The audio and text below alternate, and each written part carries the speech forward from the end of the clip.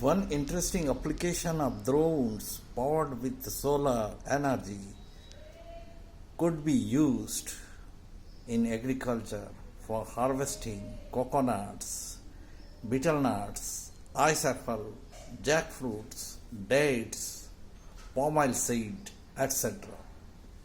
For this purpose, we have to equip the drone with a wheel cutter so as to cut these inaccessible fruits and seeds.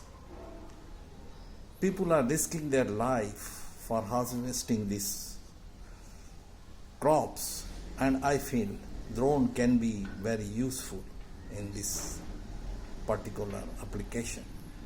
At the same time, same drones can also be used for harvesting crops of pulses,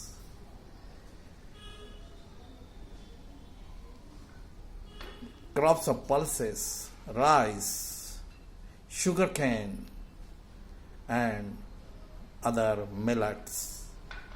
I think this is a very interesting and very fruitful and very profitable application of drone in agriculture and must be implemented as early as possible. Thank you very much.